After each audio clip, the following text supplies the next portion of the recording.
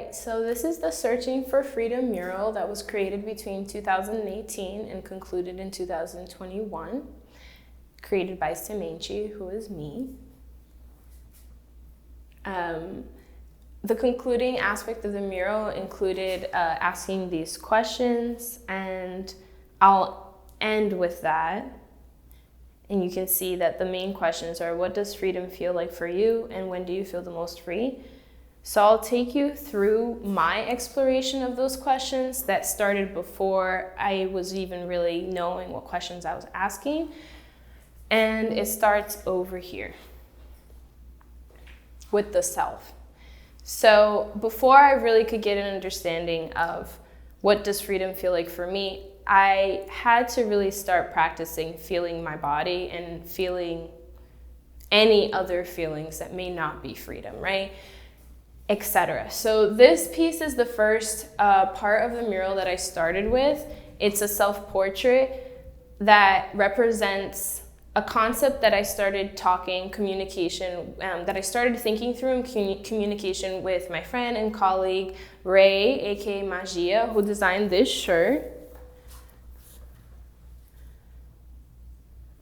And so in our conversations, we were talking about how we don't always feel represented in the yoga communities, and what would it be like to represent oneself while also exploring the 7 chakra points and working through that with a visual representation. And so when I needed it, I started taking that concept and I processed it on this wall.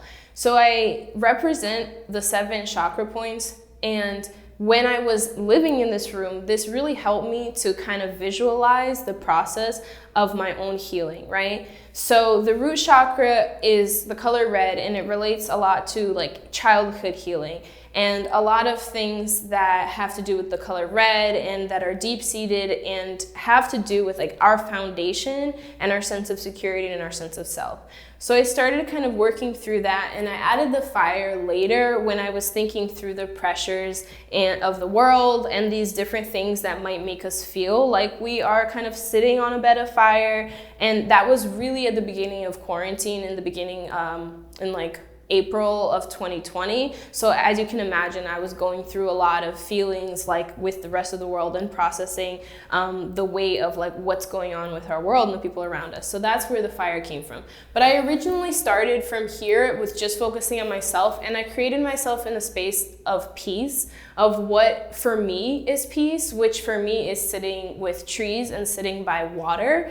And so as I have this tool to depict like my chakras, I also have this tool for healing, which is the water and the tree, which reminds me of the feelings I receive from nature that help me to ground myself and work through different things. So at the last piece of the mural was when I added the words, which was primarily for the goodbye party, so that I had some words to really represent and questions to help people think through the mural. And so that question that was added on later is here, and it says, what lives beneath the surface? So this entire process of kind of self-actualizing, processing who you are, what lies beneath the surface, feeling our own body and gaining the tools and strategies of feeling our own body with things such as movement practices, which for me included yoga, running, capoeira, or eating like plant-based foods, and how that allows us to kind of feel our body and our emotions more clearly when we are practicing these kind of mindful strategies.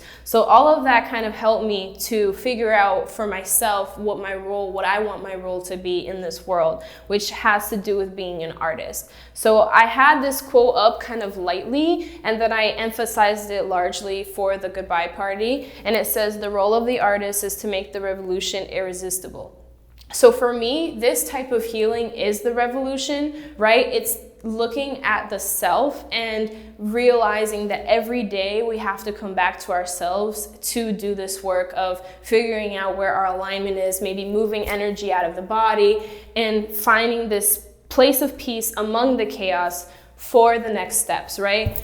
For me, love is very important. Of all kinds of love is a very important concept to me. Love among community, love among friends, love among romance, and love in general for me has this like bonding property and this idea of peace and joy, right? But for a lot of us and in the world in general, it's really hard to build community, and it's really hard to kind of stay in a place of peace sometimes with those around us. So I kind of wrote this mantra that comes from 2 Corinthians for myself as a reminder. Love is patient, love is kind, love does not envy, it is not proud, it does not dishonor others, it is not self-seeking, it is not easily angered, it keeps no records of wrongdoing. Love does not delight in evil, but rejoices with the truth. It always protects, always trusts, always hopes, always, dang, I forgot what the rest of it, always perseveres. That's the end. So it always perseveres, right? So for me, love opens up a lot of doors, and that includes self-love. So that practice of coming to the self and healing and moving energy through the body and figuring out like which chakra point to focus on each day for your healing, each moment is a reminder, right? To keep seeking love and to keep opening doors for myself, to continue finding ways that love for myself and for my communities will continue to open doors for me, right? And so I have the colors again that help to remind me of like the different parts of the body and the different parts of alignment. Moving through, I'll just finish with this part. So moving through here, we have the mountains, which help me to remember that sometimes there's obstacles, right? Sometimes the path is not just a straight line. Sometimes there's ups and downs. And every day is different, and we come back to ourselves every day with the understanding of compassion and forgiveness, knowing that every day is different and we're gonna have our ups and downs with ourselves and with the world. But I trust my path, right? So no matter what, my path is something that I continue to focus on. And so through the underwater, elements, through the things that lie beneath, through the things we have to conquer, may that be fear, may that be like whatever it is for each of us that we have to wake up and conquer every day. It's important to me that I remind myself that I trust my path, right? This was added on by somebody at the goodbye party, which is wonderful. It says, "What's for me will not pass me." And so that mantra kind of takes us through and down this pathway into the third eye part of the mural, which brings us from the root chakra up to the top, right? Which is kind of where you have this peace and this understanding and this coming back to self and this clarity about what your vision is and what your goals are and like what your path is, right? And for me, it continues to be about speaking up for myself, for my communities, for the fact that Black Lives Matter, all Black Lives Matter, that we have justice and healing that we still need and want for ourselves in our communities. And I wrote the mantra, "I speak my truth with compassion," because all of this process is in order to come to a place of being able to be an artist, scholar, activist, which means someone who is true to themselves artistically, creatively continuing to explore that without limitations. Someone who also keeps record as a scholar, who continues researching, who continues discovering and looking for and sharing information. And then as an activist, someone who has a pinpoint of social justice, who is working towards goals in that area with all of these other tools. So for me, this kind of has been a process of self-discovery and bringing myself closer to community. So this mural is in a space called the Green Snake Art House, or also called Casa de Oxumarê, which was a 3-year project for myself and others. And so I lived here with roommates, and during this time, we kind of explored the different ways in which we build community and the different ways in which we come together and find our purposes as individuals, and how we build networks for one another, right? So to conclude it all, what we ended up doing is throwing a goodbye party, and I put the questions on the wall and had people respond to them on the wall, and also I had a printout that I will write about and kind of ask people some more questions about their experiences with freedom and healing.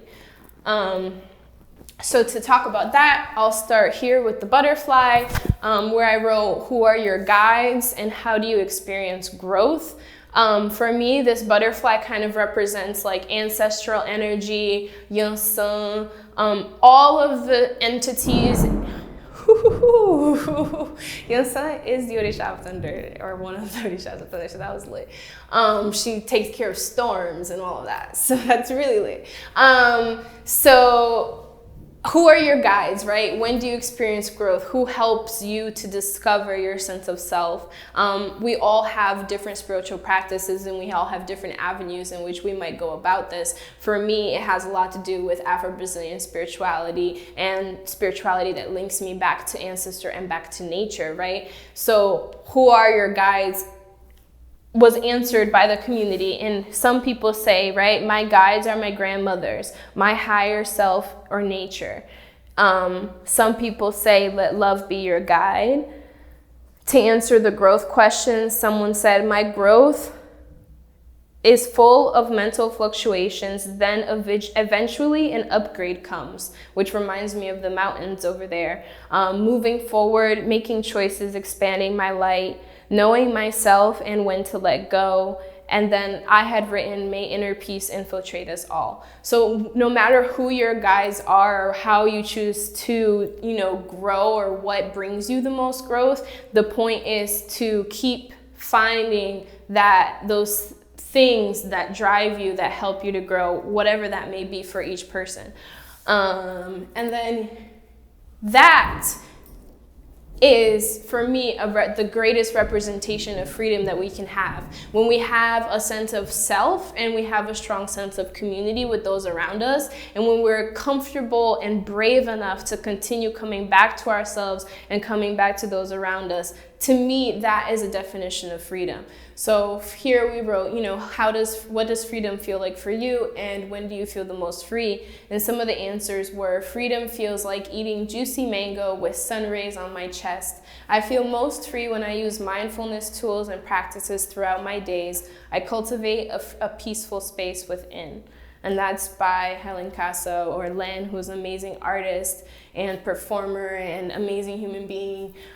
This one, it says, freedom is respect of boundaries and self-expression, which is really important. And I think that what I have found in terms of community building is that it takes a lot of bravery and mindfulness to know how to express boundaries and to know how to continue being self-expressive while also maintaining your boundaries with others and respecting their boundaries as well. And so for me, this entire process, right, is also about learning how to do that and continuously, like for the rest of our lives, continuing to learn how to navigate our own boundaries and those of those around us.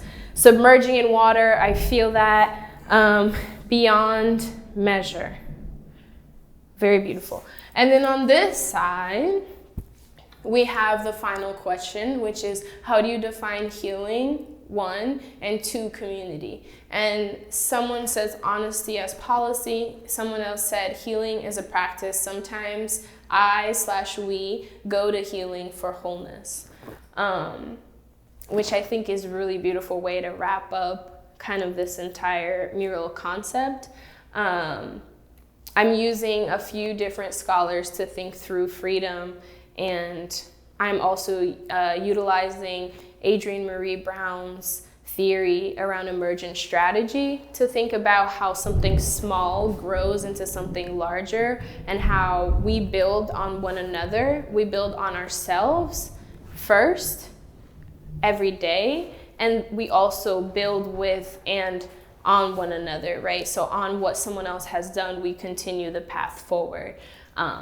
which also has a lot to do with taking up the goal of freedom, which is something many Black activists have already done, right? We build on what was freedom in the 60s versus what is freedom to us in 2021. So thank you so much for watching. I really appreciate y'all taking the time to learn more about my process through this mural. And if you have any questions, feel free to reach out to me at artbysemente@gmail.com. Semente is spelled S-E-M-E-N-T-E. And from there, we'll see what unfolds. Thank you so much.